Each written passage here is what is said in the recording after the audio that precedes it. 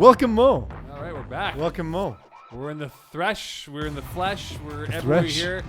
I'm back in the shipping container after being on the Carnival cruise for the last, who knows how many years? I think a year and a half. I think the last time we did a podcast show was when, Peeze? July? August? It wasn't the fall season. It was the fall season. Yeah, actually, it must have been August. Yeah, it's been a while. Eagle, last time we were here? Yeah, it's got to be.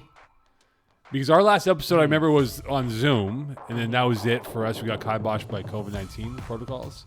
So I think late September, I believe, was the last time we were here. Yeah, Probably about that. That sounds about right. I mean, I can literally go look and find the show, but yeah, probably around that, September 2020? Question mark? Something like that. Question marks. One of the last times, Mo, we were sitting in here, and we were talking about the finals for the winter season, or the playoffs in winter season. And I kept getting texts from people I knew in the education industry, and I was like, "Oh, wait a minute, we got to put the clock on here." I was like, sorry, that's my responsibility. I remember turning to you, and I was like, I don't think we're going to have a playoff, Mo. I think we did all that work for no reason. September 24th, 2020 is when we were here. Yeah. Yeah, as a trio. October 1st was the first Skype show and the last Skype show. Yeah, it's a plutonic menage a trois trio that we are, so it's what it is. All right, so we're back in the shipping container finally as we are wrapping up week 5, going into week 6 at the halfway point again for those teams out there who are looking to add a player to their stretch run or make a perhaps last-ditch effort towards a playoff spot.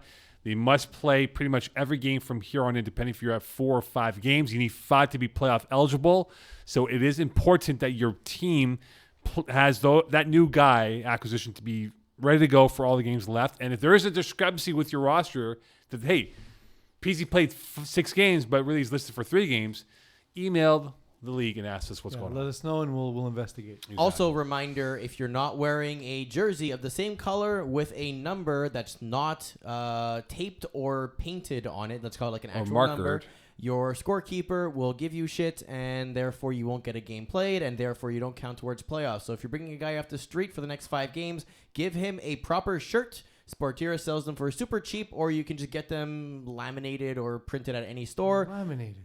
I mean, you can laminate a shirt, right? You can't laminate anything. Shirts. You can laminate anything, Mo. So you can do like a lamination of a T-shirt. That would be tight, airtight. Yeah, but then you break it out of the lamination in time for game time. It's true. That's how you keep them fresh. Okay, so how about this? I've often heard that. How about we go laminate a T-shirt next week? A lockdown T-shirt. See how it plays out. That would actually be awesome. I can do laminate a T-shirt. Let's All do right, it. let's do it then. All right, so We'll get a Peeze prop for the studio. Peeze, Eagle, and I in the nest. Eagle, I know you want to do game of the week from like 2 weeks ago.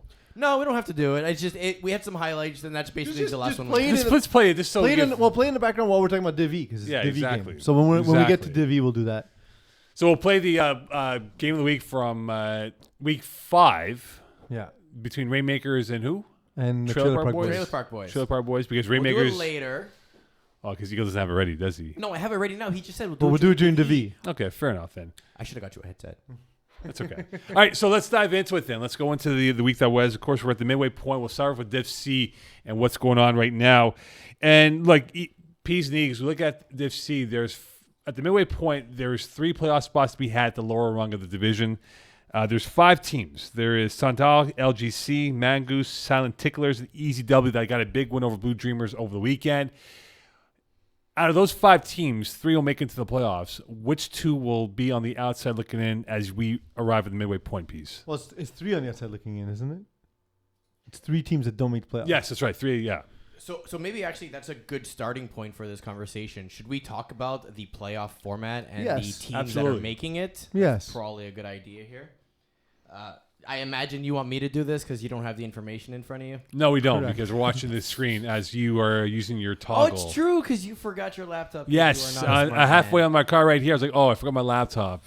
And it's not on my teleprompter, so I don't know what to say. Exactly. I never have an original thought. I just do what Mo tells me to. Producer. All right, so let's go Division C. Division C. 10 teams are going to qualify, which represents 83% of the teams themselves. And for C, there will be a divisional round, a quarterfinals, and a finals. I believe the way it works, and I'm going to read through this in more detail, is there's a 7-10, 8-9 play-in game for Division C. That's correct. Which gives you the final spot. So 10 teams are going to make it, which kind of gives you a little bit of wiggle room, if you want to call it that, to try and squeeze yourself in.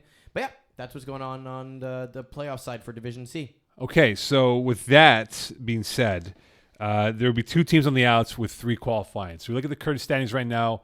The Gold Cock at 8, Santara at 9, Mangoose at 10, Silent Ticklers at 11, and now Easy W at 12. Big win for them over Blue Dreamers over the weekend. So now we have this lined up here, Peeze. There's going to be teams that will have at least, I think, 3 wins to get into that playoff spot. But which 2 do you believe at this point of the season are you not confident that will make it to the playoffs? I'm very worried about Balls Deep. Only scoring 88 points in 5 games is an absolute issue. It's look, I when you see the names on the roster, it's rosters in the past that haven't always been consistent, but they've had the same group of guys. You know, Ryan Dobbs Gardnett, Richie Mondesir, Jonathan Justin Weir, Gino DeFazio. All these guys are showing up. They're playing their games. They're just not playing well, and they have yet to score. I mean, they scored 33 this past week, but prior to that, they hadn't scored more than 18, and they lost 40-33 to Silent Ticklers. Silent Ticklers now have that head-to-head. Yep. If it's a two-way tie, right? So, Jordan Panetta finally looking like himself in that game, threw for 6 touchdowns. I have much more faith in Silent Ticklers. I thought that Panetta would take a little while to get going because he's been away for a while. Right. That's how it's played out. So I think that they'll make the jump. I'm worried about Mangoose falling out because I think they're kind of similar to EZW, lots of athleticism, but defensively they're not solid when it comes to executing their concepts. Yeah. And EZW have a better offense, in my opinion, of the two. And, you know, the points scored will bear that out, but also when you just watch the 2 teams, EZW just have a more dynamic offense where Mangoose, they tend to stall now and again. Well, Mangoose, they played shit last week, and they actually were up at halftime, double-digit lead, and they got, at one point, outscored 25-0 until Mangoose scored a late touchdown to make it closer in the loss. But these guys should be a lot higher than where they are because they for whatever reason, it's been their DNA for quite a while that they can't close out games holding a lead in place. And, like, that loss could cost them a better playoff seed. I think Mangoose will be in the playoffs, Peeze, because, again, they have far too much arsenal to work with, firepower in that offense. So you think they have much more firepower than Silent Ticklers or EZW? Yeah, absolutely. Absolutely. I think Tomako, too, has been playing very well. You look at his numbers in that win over shit. I think he had over 120 yards receiving, 9 for 10 in pass reception target list like he was in. And that's why I just think right now, when you look at Mangoose, if they can just figure out their own defense, all they have to do is play 50% efficient defense. I think that'll scrape by to beat Silent Ticklers to get in the playoffs. I mean, maybe. I like EZW better than them as well, though. So I think EZW will move up because JC Ferland, Olivier Levine, Olivier Surrey on both sides of the ball. I'm sorry I'm butchering the names, guys. I don't know. I know all the names. These are guys I know. I don't know why I can't get them out today, but it's been a while. So sorry about that. Just excited to see Mo again. But I like Surrey on defense. Yeah. And then JC Ferland and Charles Olivier Levine are just lethal, as well as Jeremy White's ability to run the ball. To me, they're a team that can't stay that low for that long. I don't even understand why they're struggling the way they are. If we get this standings back up again for the remainder of the lower division here. So, like, the Gold Cock, Santar. I think Santar is stumbling right now, Peeze. I think they're not confident in themselves. But I have faith that they'll find their way. And I think they'll beat some of the worst teams. I don't think they're one of the stronger teams in the division, but I think But they've given up a lot of points, though. 180 points. Yeah. It's a lot. But the thing is, they can score. Like, the problem is, like, when you look at, like, Mangoose, they've given up 151, and they're also not scoring a ton. Yeah. So that's a bit of an issue as well. And don't forget, Les Santars have played an extra game, so the defense for Mangoose and Les Santars have given up roughly the same per game. Sorry, Eagles, go ahead. Can I throw you a curveball here? Yes. Can you see any of How about off-speed pitch? Sure. What's it called again? The one that's like 40 kilometers an hour? The stupid one? Oh, no. We talked about Yeah, that's why, if you check out our other show called Hot Sauce Sports, we talk about this. Absolutely. Definitely subscribe to that particular network. Subscribe, rate, review, all that stuff. You've been listening to Hot Sauce Sports. Oh, yeah, but I can't remember what it's called now. It's a stupid name. It's named after a guy who can't throw. That's not actually true. He actually... Simon Dagenet. No, that's funny, though. No, it's named Mocon. So anyway, so that's your curveball, So, yes. the curveball. Of the The top... EFIS pitch, sorry. There we go. Okay. Of the first 5, let's say 6, I'll throw Top Sus into that. Can you see any of them maybe like having a terrible second half of the season and falling out of playoff contention? Legocock to me are the one that I think they're just too middle of the road. They do everything kind of okay. They don't really do anything particularly well. They're young, they're fast, but in previous seasons, Dom Lefort has done a lot on the ground. And as you move up in the divisions, that's harder and harder to do. It's less and less impactful, and he has essentially almost a 1-to-1 touchdown to interception ratio, which isn't 12 good. touchdowns, 10 interceptions. Yeah, that's not good. That's not good at all. I think the team I'm watching out for, just above them, sheesh. That's the team I'm watching out because bad loss to Blessed. Again, we spoke about a couple weeks ago, 4 nights ago, that Andrew Langberg, for whatever reason, his quarterback play has receded. He's not played well. And he didn't play well in that loss to Blessed, and the Chiefs lost last Thursday. So I'm going to circle them and watch them now going towards their final 6 games. I think they can turn it around, but it's all based on Langberg being much more efficient as a quarterback. The thing is, I find it surprising that that defense featuring Andrew Langberg, featuring Mark Bertoldi, Dondre Borden, they've only had 3 interceptions all season. Yeah, they're a team I thought were going to force a lot of interceptions, and I thought Andrew Langberg wouldn't have to do much on offense, and it hasn't been that way this season. No. We look at Shit and Blue Dreamers right now. They're both in the middle of the pack. You can get the standings back up again of where they are. Look, Blue Dreamers in 5, Shit in 4. Can they ruin the part in the top 3 with B-Ballers, Blessed, and with Infantry running away right now, looking like they're the cream of the crop, the Blue Bloods of this division? Look, we talked about who we thought were the top 3 teams of the division early in the season, right, Mo? Yeah. I think it was week 1. We said probably Infantry, Blessed, B-Ballers, and sort of Blue Dreamers being just outside that. And it's kind of played out that way, right? But bad loss to ECW, though, Peeze. Yeah, but, I mean, that's why they're that second tier of teams, right? Because the top 3 teams, it's the Infantry, it's Blessed, it's B-Ballers. I'm pretty sure that's what we said. If not, we're wrong. But I do believe that that's what we said at the beginning of the season. But, I was thinking about it before. Adam Rockman is a guy that has been in the league for many years now. He's so underrated, both sides of the football. No one talks about him, right? Well, he's been a low division guy for a long time. But when you play in the low divisions, you recognize when there are guys who are cut above who just play on teams that are not high division caliber. It doesn't mean the players aren't high division caliber, right? For sure. And that's Adam Rockman's a great example of that. Yeah, I just think the ability to play defense. I think his offensive skills, his yak is pretty solid. I mean, the moment he gets his hands on that football, he's creating yards after catch. Yeah.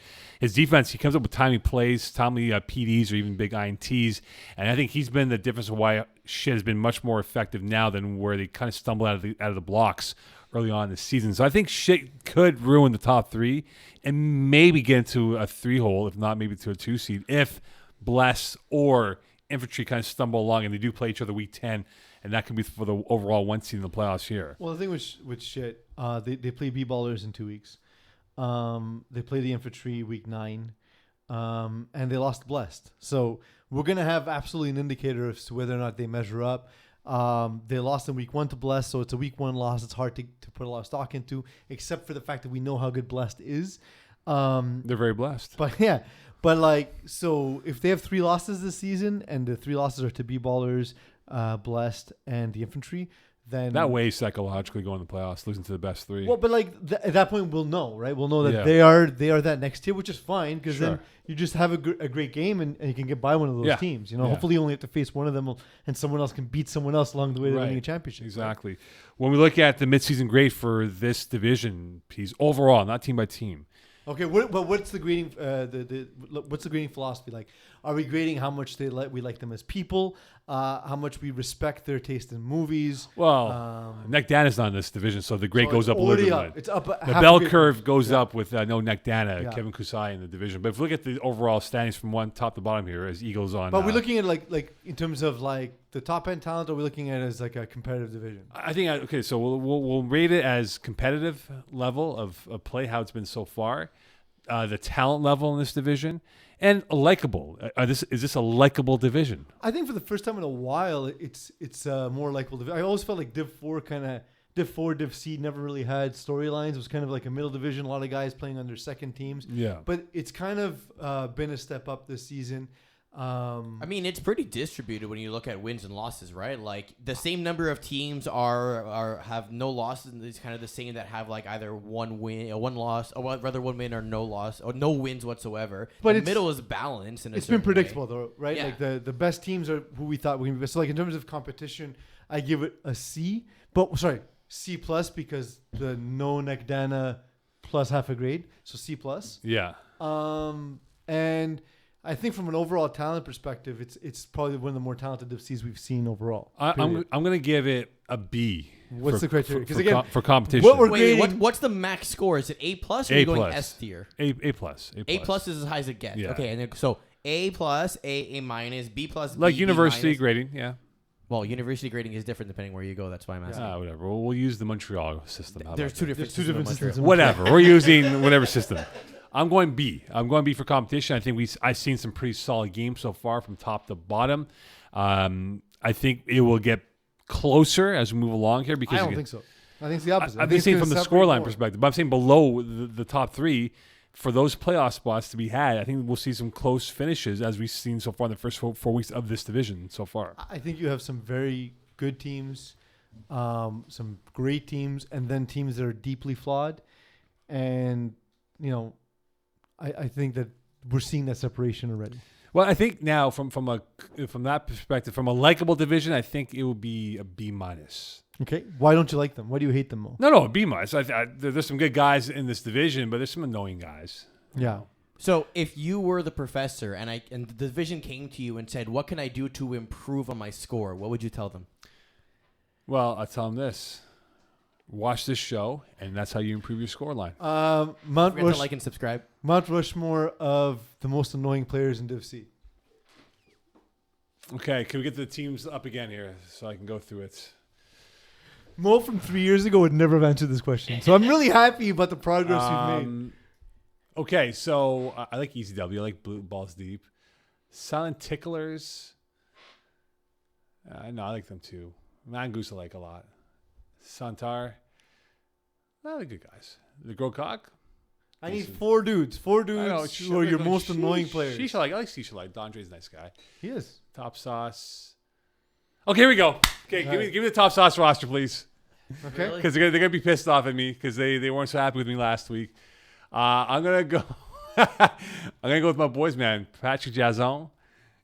So he's annoying. Okay. Yes, and Darnell O'Reilly, man. Okay. Those two. Those two. So you got two more. You have two more. Let's get them from a different team. All right, that's 2 out of 4 from one team. That's pretty impressive. All right, I'm gonna go with the B-Ballers. Okay.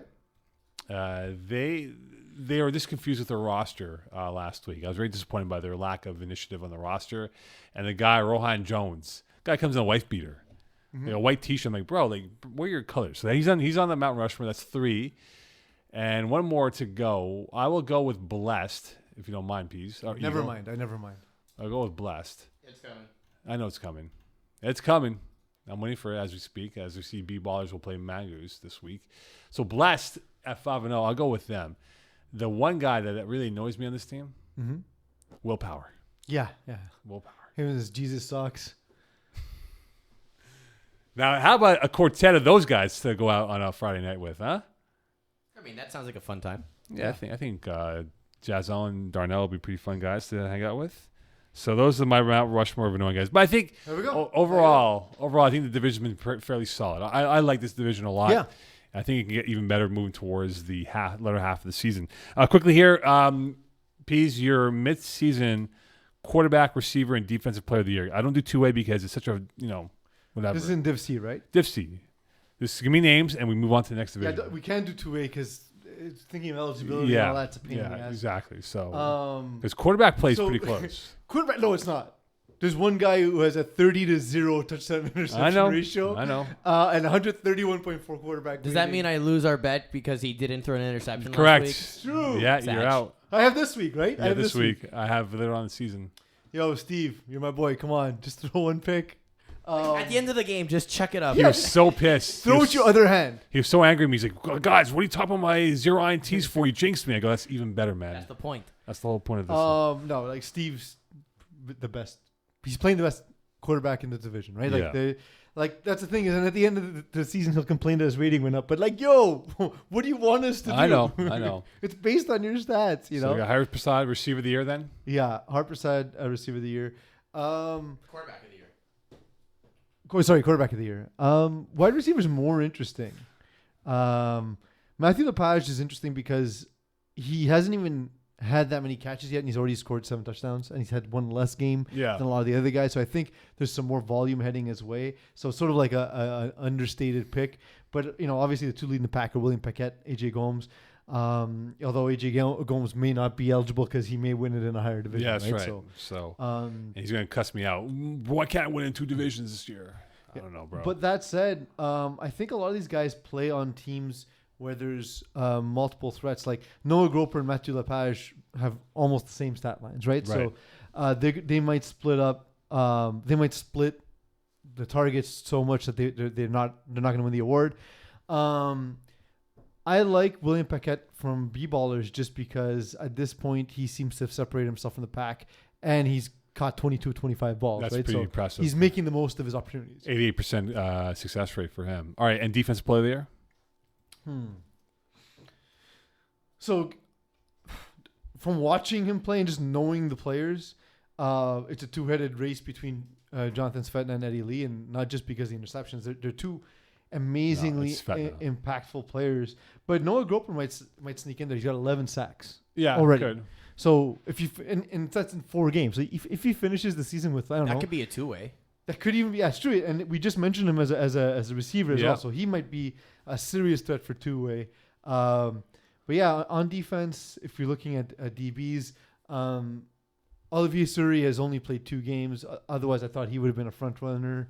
But yeah, right now, I think Jonathan Svetna and Eddie Lee are guys who just have a commanding presence on defense. We saw in that clip from Instagram earlier in the season, for example, him making a play. So I'm not surprised. For co-ed, we talk about this division. We're starting to see a separation of teams now. I'll start off with the more head-to-head battle. Sarah Parker and Marie Girard, right, for the quarterback of the year. If you look at their numbers now, I forget who is this number one, but those 2 quarterbacks are neck and neck for TDs, INTs, pass yards in terms of the overall play. I don't know who would win it because those have been pretty solid quarterbacks. Tam's the number 1 right now, but I think Girard or Parker have a strong case each to make a run towards winning the quarterback of the year. And I believe, Eagle, if you correct me if I'm wrong, there was a glitch in the system, so I don't think this has been updated to include Parker's stats from the Monday games that she had playing for third down for what? I believe that's correct.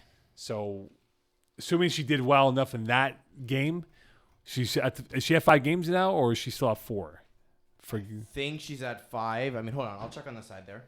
Yeah. So anyway, Girard or Parker, I'm leaning towards Parker right now, but it's a razor thin edge right now with those 2 players. So the thing with Maria Girard is it's just a remarkable improvement, right? She went 18 for 23, 200 yards, 6 TDs, 3 INTs though. So she's at 1,000 yards passing, and how many TD passes? 6 more. So 26. So in theory, she's leading the league with 26 touching passes. She got 3 INTs in that game, so she's up to 4 now. Yeah, 4 in the last 2 games. She's not very happy about that. So nonetheless, though, Peeze, 1,000 yards passing, 4 INTs. So it's almost neck and neck with Girard in terms of the touchdown INT ratio. So the thing is, like the week before, I think was the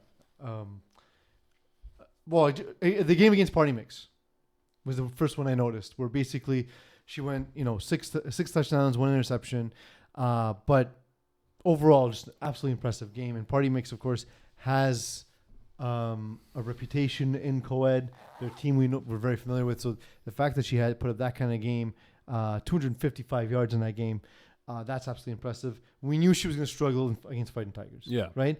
That said, that game is behind her. I'm going to check now to see if they play again. Although it wasn't all that bad considering. No. She went 12 for 18, 175, 5-0, and only 1 sack too. So, I mean, it's not bad. Right. It was an okay game. I mean, her least yardage game, if your least yardage is 175. Yeah.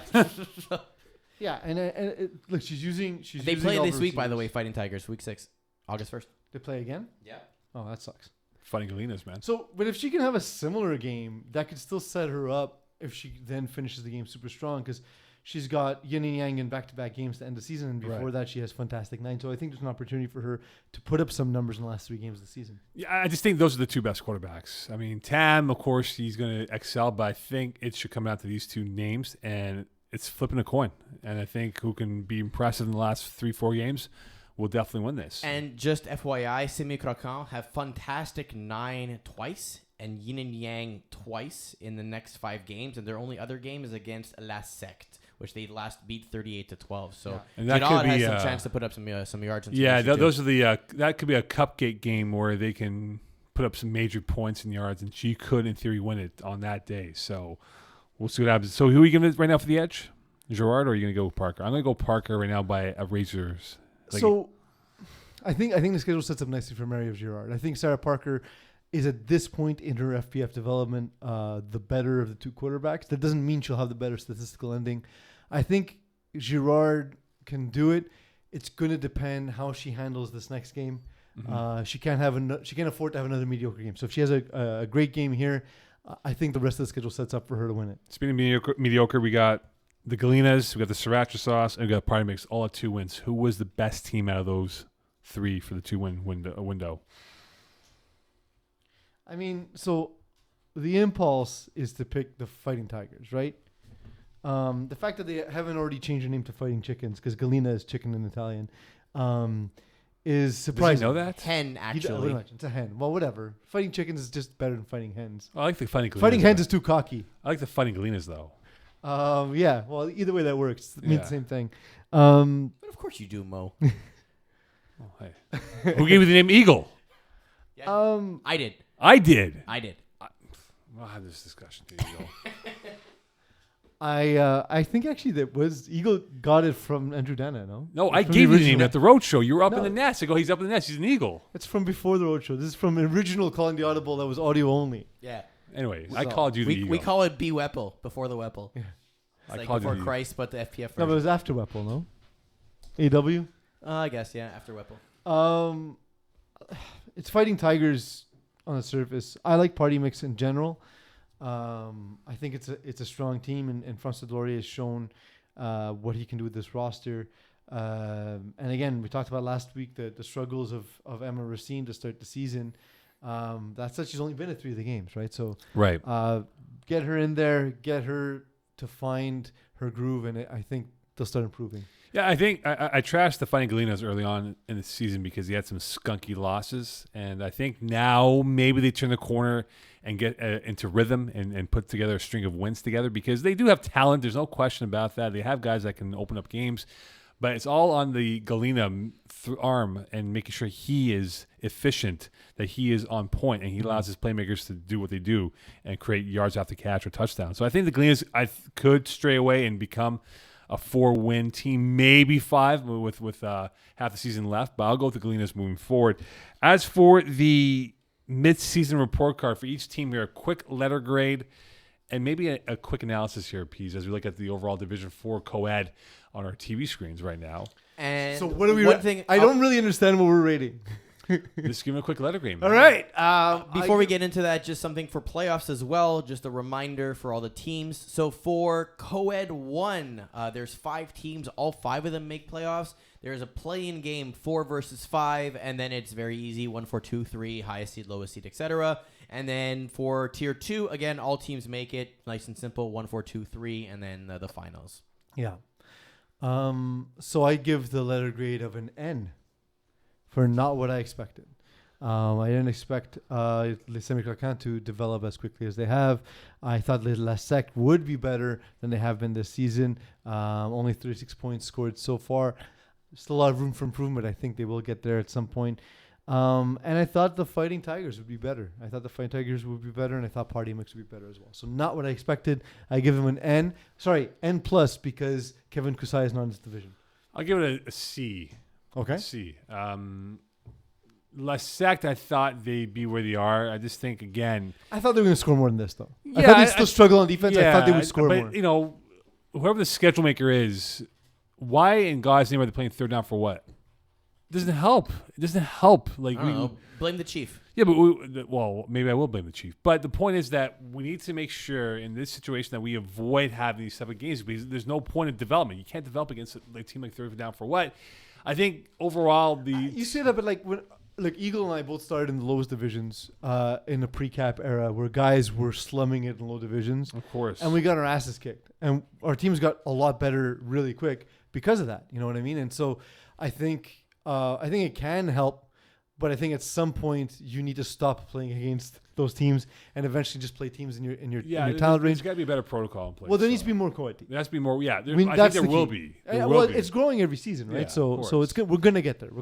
Yeah, I think Sriracha hot sauce has done well for themselves. The Fighting Tigers, the Galenas can be much better. Again, I'll give it a C because I want to see the tier 2 teams be on their way to saying that we can become a tier 1 competitive down the road, whether it's going to be next winter or next spring, for that matter. So who do you think wins the award for best chicken? The Fighting Galenas or the Sriracha hot sauce? Because Sriracha hot sauce has the chicken on, it has the logo as a chicken. Yeah, right? My mom to this day will, whenever she asks me to pass it, she'll say pass the cock sauce. I'll go with the hot sauce, the Sriracha hot sauce. So you think they'll win Chicken of the Year? Yeah, I think so. Okay. I think also that helps with the Srirachas on top of that. So that's why. But anyway, I think right now a C is what I would give it moving forward. All right, Division D.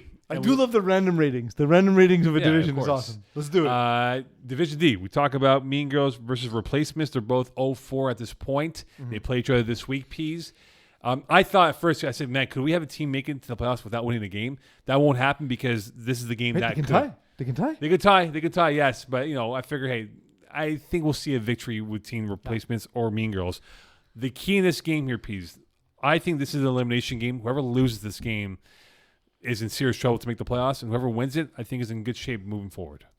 I'm inclined to agree. And again, the hardest thing about I've been there. I've been at the bottom of the rankings. And when you start looking up at the teams ahead of you, the problem is that a lot of those teams beat you. Especially in a conference that's set up this way, where you have 2 conferences and you only play against your conference. Right. That means that all of the teams ahead of you will have a tiebreak because they beat you to get that record, right? For sure. And you lost in order to have the record that you have. So right. This definitely is a game that's going to mean a lot to both teams.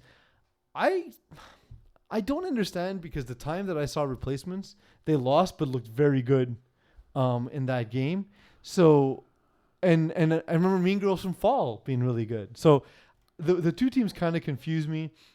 The game I'm referring to, of course, was Replacements against Johnny Fireball.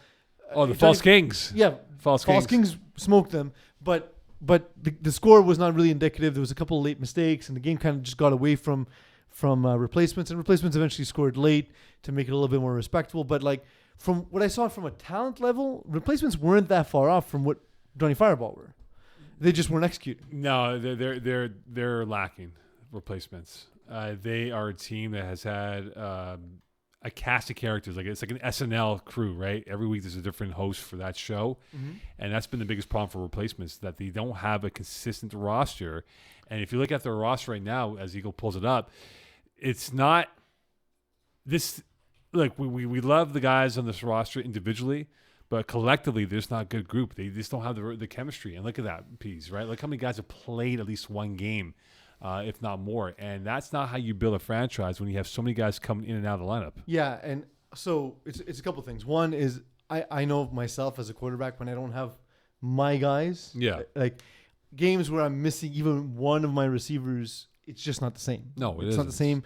And this is a team where they're constantly missing players. The other thing is, I think Frank Tioli-Colatrella had a little bit more growing to do, and I think he could have benefited from, especially with all this time off, he could have benefited from another season Division E. Could that be ego, though? Could there be the ego of him saying, I can play Division E? No, but kudos to him. Kudos to him for giving this a shot and trying to come up a division. He's eligible to throw an E, if I'm not mistaken, right, Eagle? Yeah, okay.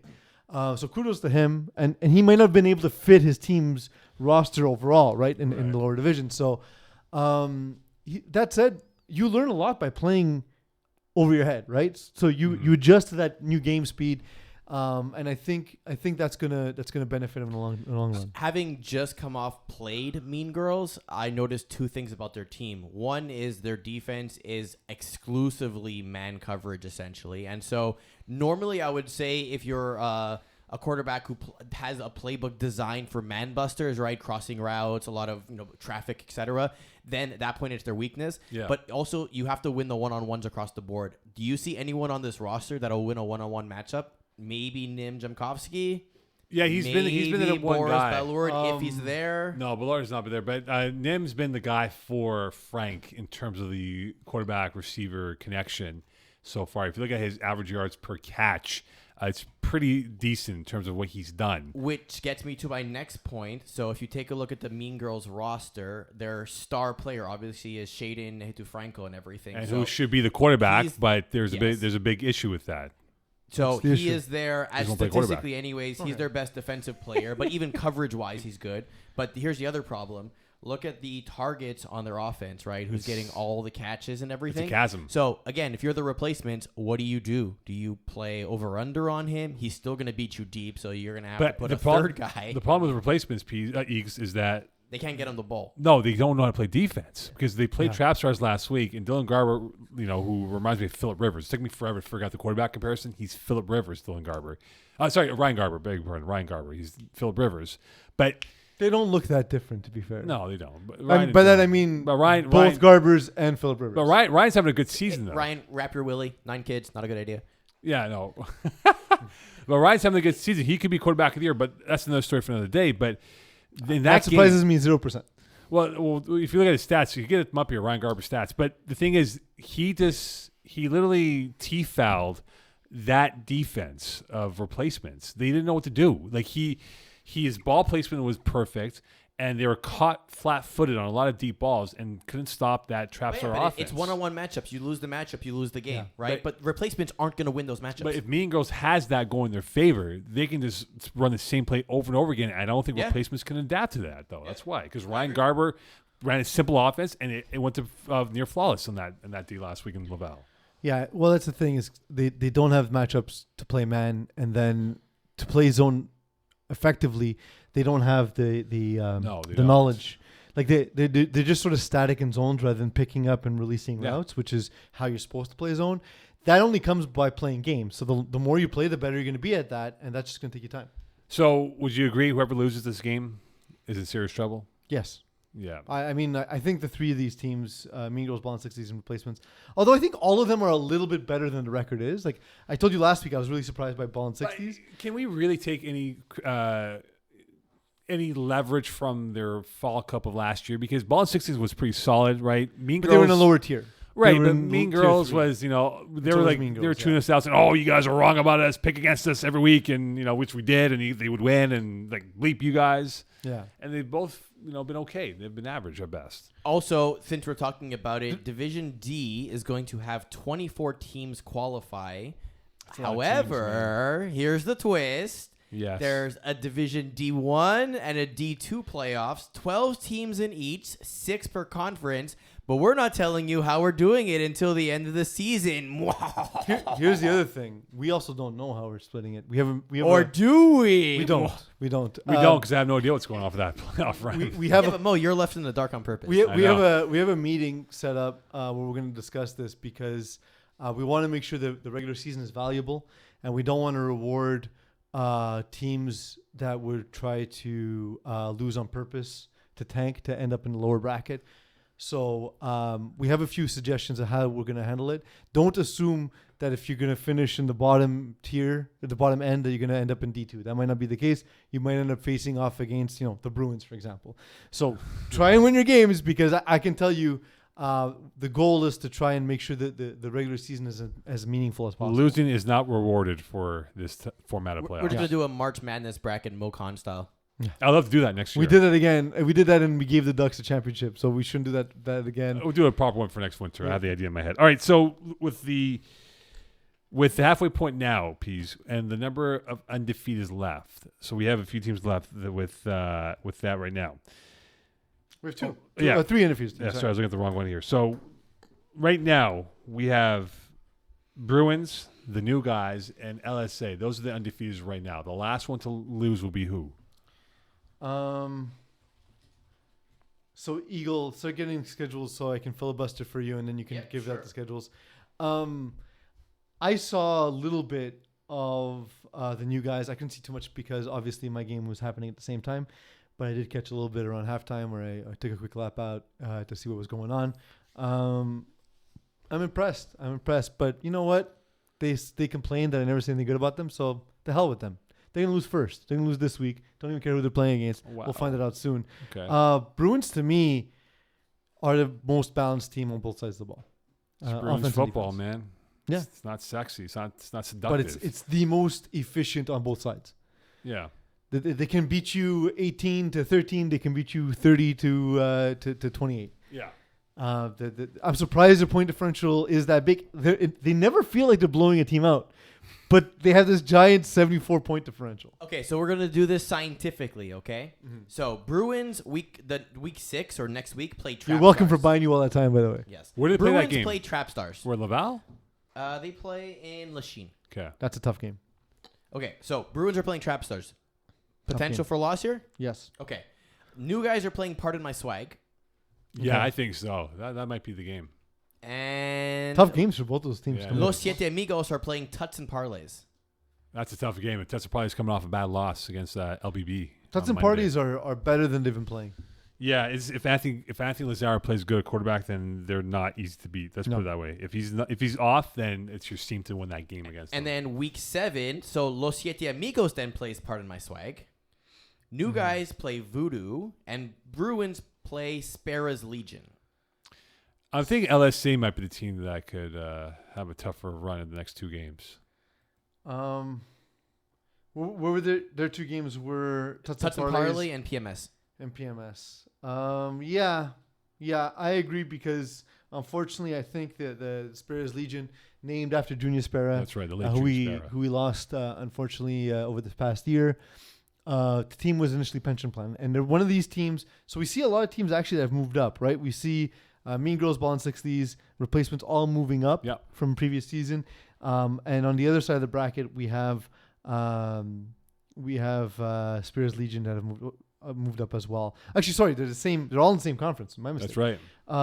I think these teams are all going to struggle a little bit just because it's different. It's a different speed playing a higher division, Yeah. right? So, for that reason, because Los Sete Amigos, they play two sort of resident teams. I think they have a more difficult challenge for that reason. I do have a twist. Week 11, Los Siete Amigos plays the new guys. So unless they tie, one of them is going to lose that game. Yeah. So arguably, it's a 50-50 coin toss on those two, or Bruins just going all the way through. So the question is, But they play hot sauce in week 8.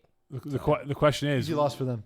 by week 11, will those teams be undefeated, or will one have one loss? So new guys, PMS, Voodoo, Loyola, Bleu Branleur, and Arouche. Those are the next 5. And for LSA, it's Tuts and Parlays, Pardon My Swag, Clinkers, Fighting, Illini, Illini. Fighting Northwestern Wildcats. It's been brought to my attention that there are members Illini. of the roster that are disappointed in my pronunciation of this team name. Oh, the and Northwestern therefore I am Wildcats. correcting Fighting it Illini. to my discontent. But Illini, I don't know how you can get the name Flighting Illini wrong. Yeah. Illini, Come on. Highlight Illini. and Leftovers would be the games before that matchup. Yeah. I'm going to go LSA. I think they'll have a loss. I think it might be in the next 2 weeks. Exactly. Okay, looking at the two conferences right now, Peeze, we can whip up the divisions right now. Letter grade for each conference, Peeze, because so far it's been pretty solid, I think, for Division D and how it's been. Yeah, I think what we're gonna do is I'm gonna give Conference A a letter grade of S for separation because there's a separation. Oh, I thought sexiness, maybe. Well, yeah, I mean it's my division, so obviously I believe so. But there's a separation. I think. I think that Bruins and potentially Johnny Fireball, if they're not False Kings, probably the most well-rounded teams. False Kings. I think the rest of the teams like Vultures, Glow Gang, Trap Stars, Hot Sauce Sports, Tough Lungs, like that whole middle section are teams that are good but flawed. And then I think there's like another tier below that and like the standings at this point are bearing that up. The one team I think that can have a turnaround in the second half of the season, I think, is the Stoics. I think they can sort of turn around as Chris Reeve sort of learns how to use the pieces around him better. But I think we see sort of a separation between sort of top, middle, and lowest tier. Conference B, I give the letter B for beautiful. It's been a beautiful division this year. I give it a letter B as well. Actually, B plus because again, we don't have Kevin Kusai in the division, but I give it a B for blackouts because it's their division. It's their division to win. Yeah, no one talks about them, right? I've been saying they're the best team in this division this entire time. You guys are not that good. Like I honestly, False Kings. Yeah, False Kings. I'm doing it. I'm gonna do the heel. I'm gonna play the heel. Run the numbers this week, and we're gonna see who's False Kings and who's not. Well, I think I was right. They won. They lost Johnny Fireball last week. So yeah, Arush is the team to watch out for. They lost their first game. They won 3 in a row. But then it would be a letter A grade because Arush is A. You can give him an L for Lama June. It's true. I can. I wonder if they can hook us up with any of that stuff. That'd be nice. Maybe. Arush also have a padded record, so maybe False Kings because they got a 60-0 win by forfeit over leftovers in week 4. So wait, they've only scored 69 points. Nice. Pretty solid. Great number. It is. All right, Division E, and what we have lined up right now. Look, this is the situation for Division E. The best game of the week, Dilly versus the Ravens. Ravens coming off a very emotional game against Green Means Go last week, or 2 weeks ago, whenever that was. But now they got Dilly, a very good team in Division E. Winner of this game, do they? I think they do. I think the winner of this game has the inside track for the 1 seed in their side of the brackets. I think so as well. I actually got to watch a little bit of Dilly this week, and I'll be talking about them in my article. So I'm looking forward to discussing that there. The Ravens, I got after losing that game to Green Means Go, I got an Insta text after the game last week. Insta text? Yeah, I got it from Flag Jesus himself, Mathieu Hull, basically saying, like, look, we just had a bad game. Happens. We're the best team in the division. I don't disagree, but this is sort of like a put up or shut up moment for them, right? Like they have the next 2 games I think are going to be very interesting. Dilly, just because they're they're a group of accomplished FPF players, and then they play Oreos, who are sort of these young, energetic, incredibly fast kids. Unfortunately for them, they got screwed over because Le Mythique did not show up to the game last Friday, so they lost out on repetitions, and that sucks because it's a Friday night, 8 p.m. And regardless if you're that age group of Oreos or an older group, whatever it is, no one wants to come after a work week to go play a football game to unwind and relax, get ready for the weekend. And hey, Team X doesn't show up. Yeah, it really show up to your games, guys. That's Apparently, there was a roster conflict in that a lot of the players on Limit Thick were playing on another roster at the same time, and they couldn't find replacements to fill in. But at least let us know, though, Eagle, because we didn't know. We're all in the dark. You didn't know. I didn't know. Rob didn't know. Like Eagle, our ratings aren't particularly high. Call us. We're not playing Division E. Call Mo Khan. Yep. I could have played. I mean, questionable. Not well, but I would have played with my scorekeeper app on me, but still. But just to say, find people. Ask around. Did they post in the group? No, they did nothing. They didn't post in the group. In the dark. Did they invite their parents to play? I don't think so. But anyway, the point is, right, when you look at Dilly and these teams here, they will have a tough row of games coming up here. But if they do come away unscathed, they might be the favorites to win that. And guess what? You avoid perhaps playing Orioles and Ravens in that 2-3 hole come semifinal time of the playoffs. Yeah, I agree. Also, I want to say I think I was wrong about Green Means Go. They're good. They're a good team. With Conrad Keeble. Yeah. I still think they have a speed issue. I still think they're missing top end speed. But Dave Allen is calling a great game, and that shouldn't surprise me because I know how good a coach he is. So he's executing his play concepts. Yes, Eagle. We also have some, not breaking news per se, but Les Chevaliers du Rohan, my team, to be like the one that'll rise up from Division E. They won their first game this weekend. They're super hyped about it, but there's a bunch of scorekeeping errors. So whoever did that game, Mo, definitely fix it. But one comment we have from them is, first time we tried our zone coverage on defense, and it paid off big time. So I guess we're doing something right on this show. So yay us for telling people how to play defense. Hey, you have the zone blitz. You call it the Eagle blitz. Mm-hmm. I do have some creative defenses. Like, think about it. You have the West Some Coast. of them don't work. But do you know how the term the West Coast offense came about? Because it came from the West Coast. Well, in San Francisco. So Bill Parcells, right? They beat the Giants. The Giants beat the Niners in a football game. And this is when the West Coast offense, before it had that name, was killing everybody, right? And the Giants destroyed them. And Parcells goes, how about that West Coast offense now, huh? Did nothing against us. So now we have the Eagle defense. There we go. So the Eagle defense is one that is terrible. You got to do chalk talk with Mo Khan. Exactly. So anyway, Ravens, Dilly, whatever will have the inside track, and also you avoid perhaps playing the O's in the next round of the playoffs at that point, which is definitely not the easier path to get to the finals. So we'll see what happens with that. The one superior record in Division E, Peeze, that will crash and burn, not literally crash and burn, but by the end of the season, we're going to say, wow, they really stumbled into the playoffs. Teams you think will stumble into the playoffs? Yeah, it could be the Rainmakers. It could be whoever you want. It could be a superior record team right now. I have a team in mind. I'll go with the Rainmakers. I think they have some good players. Derek Castro had a solid game in their win on Monday in Brossard.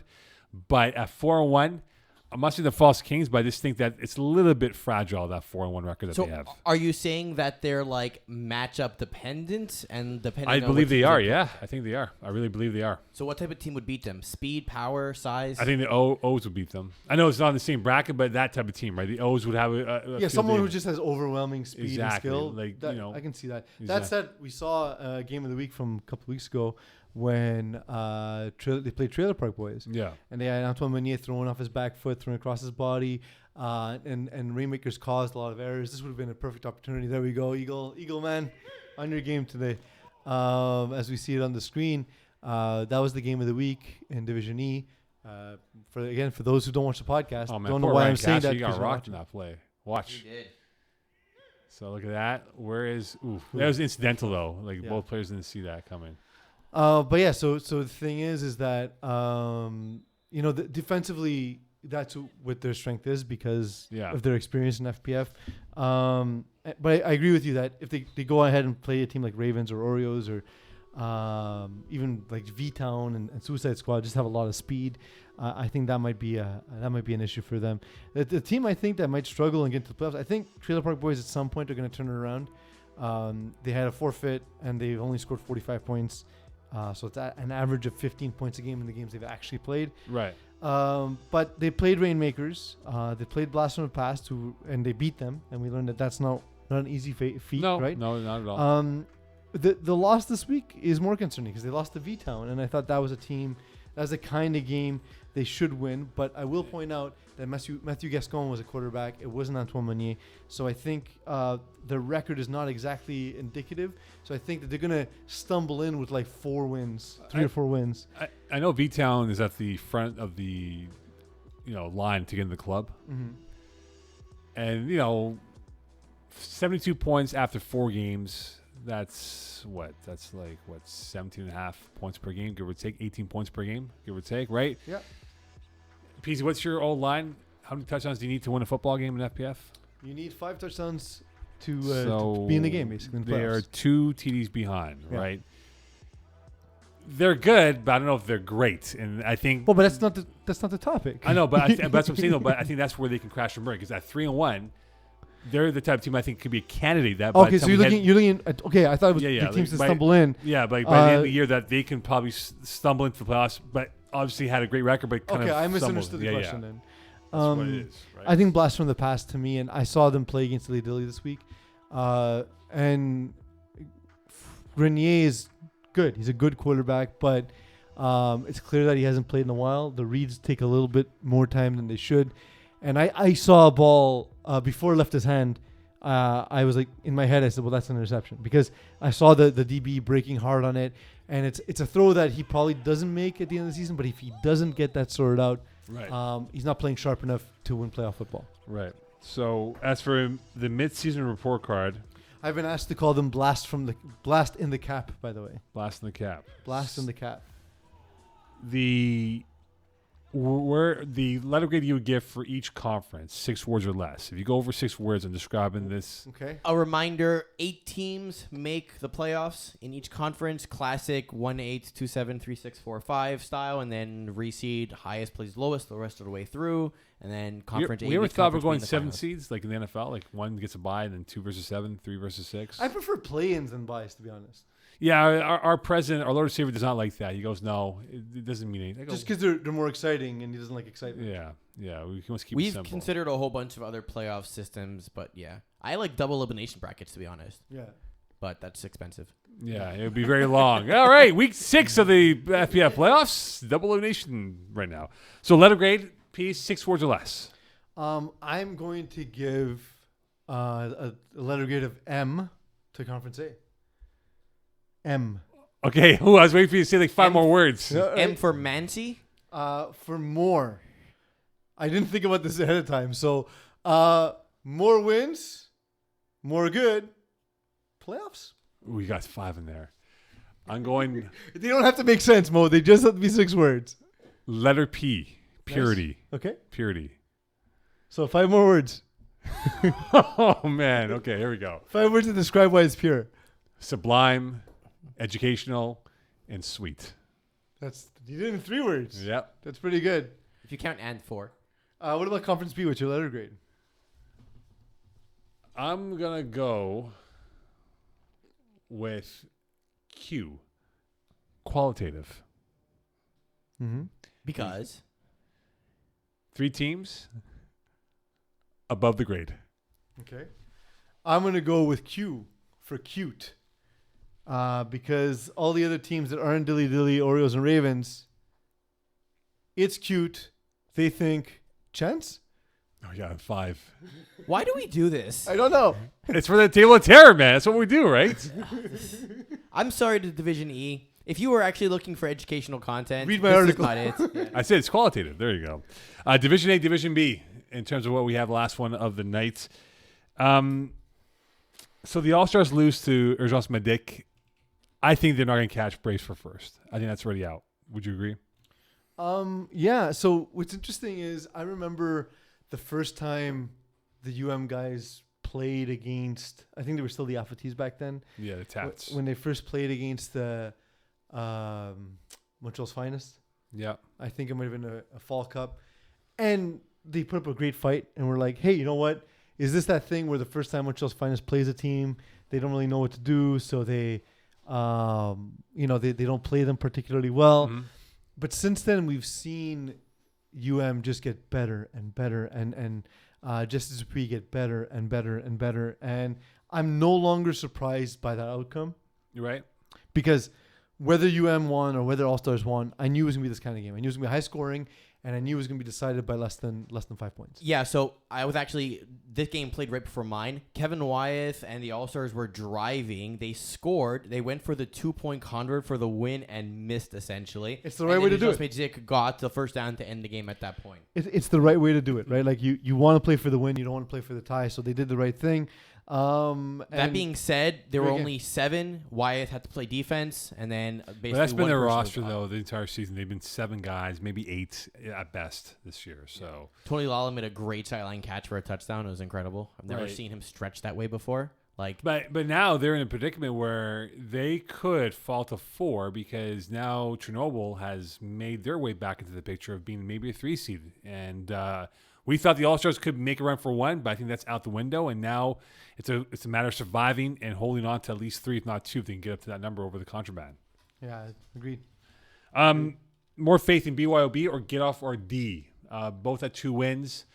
Both, I believe they played each other yesterday. So what was I forget what was the win-loss in that one here, because again, we had a bit of an issue with the So BYOB lost 27-12. So was that 5 games for them each, or was that 4 games each? We don't want to make sure, because we had a glitch in the system last night, though. So Apparently, John Laristis was 1 for 1 for 8 yards, and that was all of the offense for Get No, Off it's our probably D. the quarterback didn't have a jersey. I So know. sad. Wear shirts, guys, please. Yeah. Jeff Rosenblatt not wearing a shirt apparently. So not surprising. So now is that 5 games for Get Off our D, Eagle, or what's the deal here? We'll make sure, because again, we have that glitch. Yeah, hold on. I will check. They played 4 games. No, the next game is July 29th. Okay, so it's 4 games. Yeah. So 4 games. Okay, so 2 wins each. Who you give the edge to right now as the better team? This result is disappointing. I thought BYOB was a much better team than Get Off our D, but I might be wrong, man. Like, Matt Rene struggled immensely. He was intercepted 4 times, twice by Eric Brousseau, for example. Yeah. I don't know, because to me, if I look at both these squads, although like, some guys who now have started to make the name for themselves, Anthony Reeze and Raul Barudi, for example, guys who absolutely can dominate in this higher division. Yeah. I look at the roster for Matt Rene and BYOB, and this just seems like the perfect version of their roster, right? Yeah. I don't know why these games happen for him. Mm-hmm. I don't know why it is that he once in a while will just struggle immensely. Well, I think, like, when you look at BYOB, they're sort of a street team. When they're on, very good. When they're off, they're off. And I still think it's a combobulation of pieces on defense that are still trying to figure each other out. Like Jonathan Grizzly has never played for this team up until now. Mm-hmm. And that's a big piece. Yeah, and I don't know if he knows his role fully yet. A guy like Steven Osmond, who's been in this roster for a long time, I mean, he gets picked on a lot. And that's why I can't wait for when we have the expansion of stats on defensive players who get targeted in the general. I think that would open up even more for us to discuss in the FPF.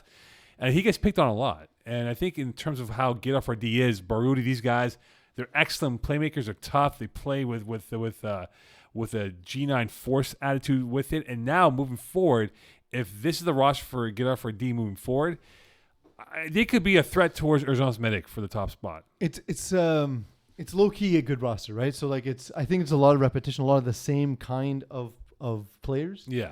But there's no weaknesses across the board. Like even a guy like Daniel Farag, who hasn't played a game yet, if he is on the roster and if he is going to be there, if he is going to be, he's a nice solid defensive player who can play a role. You look at Jad Aridi, Ryan Aridi, Adam Rockman. These are guys who, and even John Laristas, guys who do a lot of their damage, catching the ball, working in space, finding holes in zones, and they have a lot of that. But I think they work well with Jeff Rosenblatt, sure, quarterback. No, for sure. And Jeff has that rapport with him now. He's been with them for like 3-4 seasons overall. I want to throw this question to you. The best quarterback receiving duo in this division. You have Dan Lazare, AJ Gomes, Kevin Wyeth, Pat Jerome. Am I missing? Forgive me. That's the 4, right? That's and we can put we'll put in Jason Rossi with Royce Emergent as well, because that's a pretty decent duo from below the division. You want to go Justice Dupuis and Mathieu? Yeah, we'll put them in there. So quickly here, Peeze, because I'm running out of time here.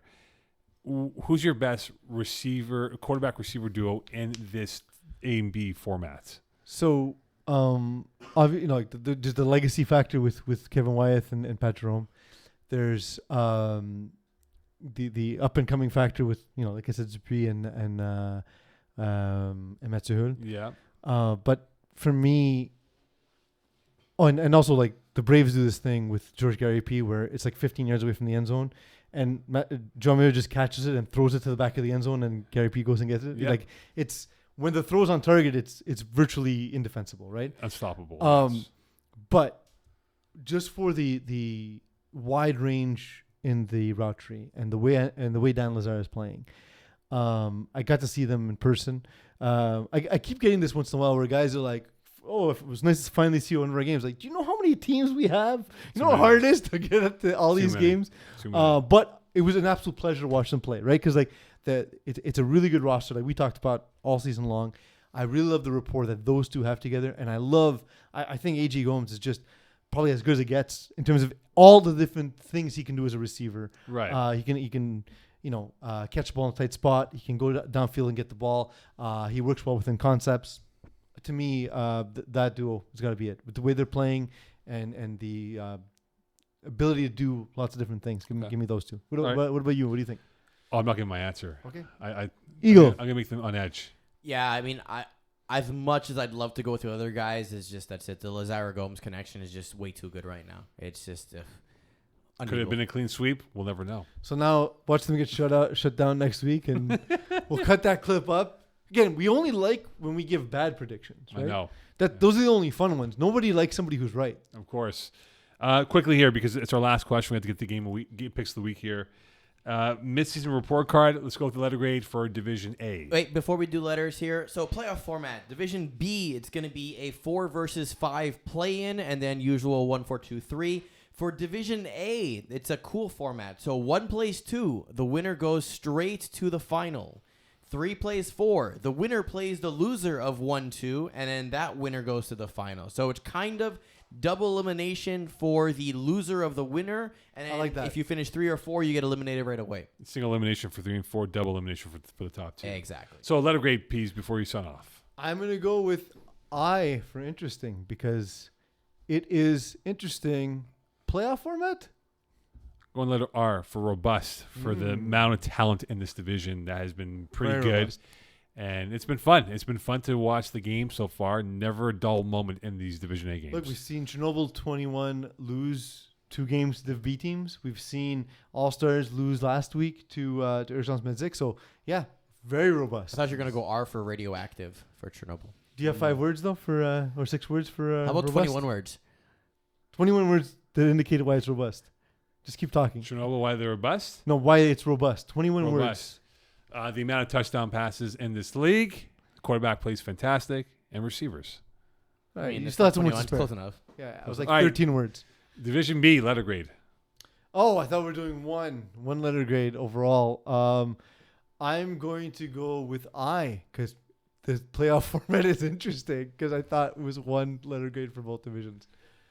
I'm going to go with E, equality, because there is a lot of parity in this conference. And I think Urgence Medic is a good team. But below that, So many more words than 6. unpredictable. So you for unpredictable. Exactly. All right, it is now time for... Games of the week. Let's do All it. right, here we go. All right, remember, guys, we got to go fast here. Yes, I we wanna know. go Try and fast. through these as best We'll take it Like nice Ricky and Bobby. We'll take it nice and slow. Like Ricky Bobby, baby. If you're You not guys first, ready? you're last. Yeah. All right, He ain't so we're boozing, going to he go ain't boozing. Division A and B first. We got KGP versus Get Off RD. Get off our D. KGP. All-Stars Braves. Braves. Braves. Contraband Chernobyl 21. Contraband. Contraband. Here for the Beers Junkyard Dogs. Here for the beers. Junkyard Dogs. BYOB Urgence Medzik. UM. Division C, B-Ballers Mangoose. B-ballers. B-ballers, yeah, close one. Silent Ticklers Blessed. Blessed. Blessed. Les Gros Coq Top Sauce. Top sauce. No, LGC. Balls Deep Easy W. Easy W. UW. The South Harmon Institute of Technology. Sheesh. Sheesh. I just saw Space Jam, so I gotta go with sheesh. Yeah, sheesh.